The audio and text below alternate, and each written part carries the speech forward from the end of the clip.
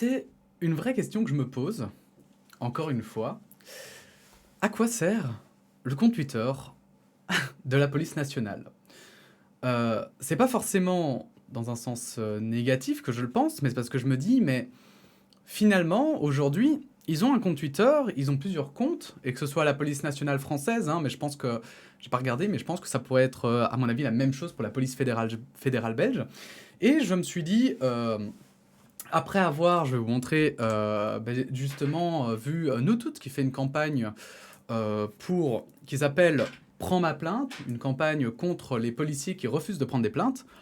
Et je me disais, mais pourquoi, en fait, la police nationale ne répond jamais? Parce que moi, elle m'a jamais répondu.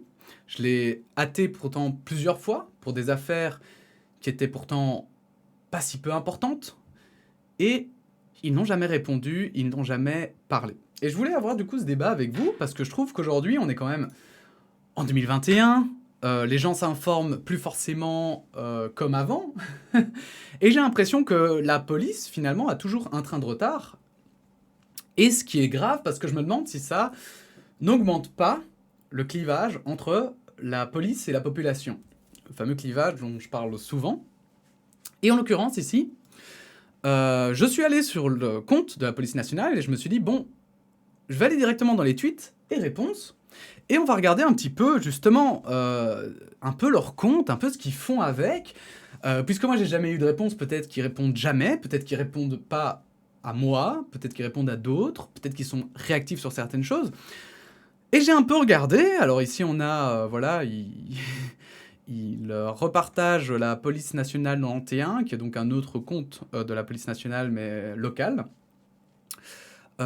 pour parler d'une affaire qui a été résolue et qui s'est bien passée, visiblement. Ici aussi, c'est de l'information, hein, Ah, ils ont une page LinkedIn. Ah bon. D'accord. Bon, donc, c'est pour la recherche du recrutement, donc on va dire que c'est aussi informatif. Ici aussi, ils donnent, ils donnent aussi, voilà, encore des informations qui retweetent, hein, d'autres polices locales. Ils donnent des informations sur les évolutions, et c'est bien. Bon, tout ça, c'est très informatif, hein. C'est très bien, mais pour moi, un compte, justement, quel qu'il soit, un compte doit être actif, réactif. C'est-à-dire qu'un gouvernement, par exemple, quand il parle face à des journalistes, normalement, il y a aussi parfois une séance de questions, en fait. Et ils essayent de répondre à la critique. Ils sont face à l'Assemblée nationale, ils vont se justifier leurs actes, leur façon de faire, de procéder, etc. Vous voyez ce que je veux dire? Et en fait, sur le compte de la police nationale, j'ai remarqué que, en fait, à les lire, on dirait que tout se passe bien, quoi. Vraiment, tout est parfaitement géré. Et ça me dérange. Ça me dérange parce que pour moi, c'est pas juste le compte d'un. Enfin, c'est pas le but d'un réseau social, en fait. C'est que on voit qu'il y a un community manager, parce que sinon, il y aurait pas tant de hashtags, il y aurait pas tant, voilà, une petite flèche, des petites flèches et tout, ça c'est sûr. Il y a un community manager, donc il y a quelqu'un derrière ce compte, mais il ne fait que, j'ai envie de dire, une certaine, finalement, propagande. On dirait juste un influenceur qui donne des informations sur sa vie, quoi. Bon. Et qui ne fait que, on dirait un influenceur d'Instagram qui fait qu'une image tronquée, finalement, de ce que c'est la police. Alors, je ne dis pas que forcément ils doivent dire « Ah ben regardez, ici, un policier, machin, qui tape un manifestant », évidemment, non.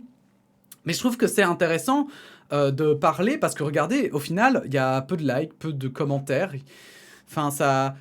Il y a peu de réactions, en fait, sur ce qu'il tweet. Et alors ici, je suis tombé sur quelque chose d'intéressant, c'est que, regardez, donc quelqu'un qui dit « Police nationale, faites votre taf, s'il vous plaît », quelqu'un qui parle de maltraitance animale. Et la police nationale, qu'est-ce qu'elle a fait? Elle n'a fait que partager un tweet. Donc c'est les seules réponses qu'elle a faites dernièrement. C'est partager des tweets qu'elle avait déjà écrites. Pardon. Ouais, j'arriverai à parler un jour, j'arriverai à parler. Et en fait, je trouve que c'est ultra biaisé, en fait. Je trouve qu'en fait, c'est... Quel est l'intérêt? Là, vous vous rendez compte que je suis dans les tweets et réponses, et en fait, ils répondent jamais. Ils répondent quasiment jamais aux gens, sauf pour retweeter des tweets qu'ils ont mis. Ils font que des retweets de la police ou de Gérald Darmanin, hein. Et puis, bah, c'est tout. Donc je me suis dit: «Bon, bah, allons voir un peu ce qu'ils aiment, peut-être qu'ils likent des trucs ou quoi, différents». Mais pareil, on a exactement la même chose, juste des likes sur des informations, mais enfin, il y a pas de enfin, je trouve ça dingue parce qu'il y a pas de parole, il y a pas d'échange, en fait. C'est vraiment un compte, vitrine, quoi. C'est une vitrine. Ils vont pas répondre à nous toutes en disant: «Bonjour», même un truc bateau, vous voyez? «Mais bonjour, nous avons une équipe qui travaille dessus». Ils ont pas de community en fait, ils ont un community manager, mais qui ne sert qu'à parler positivement de la police. Et ça me dérange.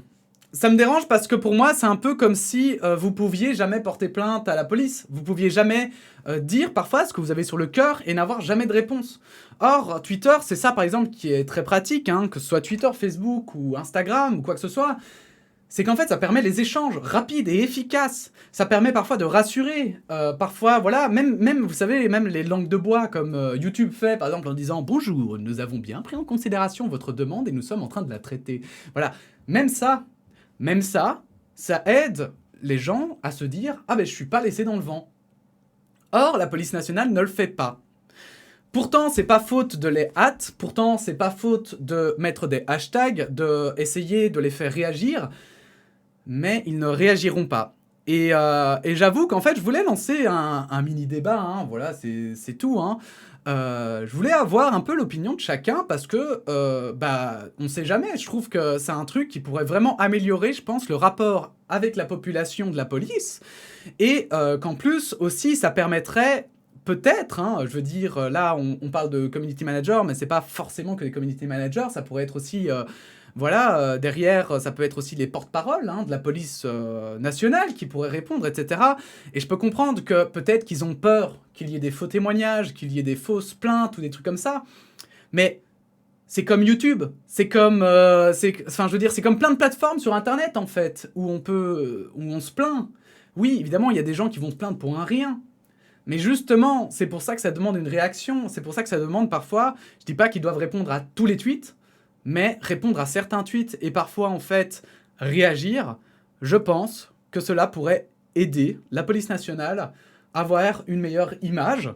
Et pour moi, en fait, le fait que ce soit aussi fermé montre euh, un gros problème en fait de communication de la part de la police, et ce qui est du coup très grave dans ces temps où on a besoin que la police nationale ait des échanges avec le citoyen, puisqu'on considère qu'il ne comprend jamais rien, qu'à chaque fois il passe à côté des affaires, etc. Bref, en plus on tombe ici sur puni de 5 ans d'envie. Ah là là, bref. La porte-parole du ministère de l'Intérieur qui dit voilà, les agressions sexuelles, c'est puni.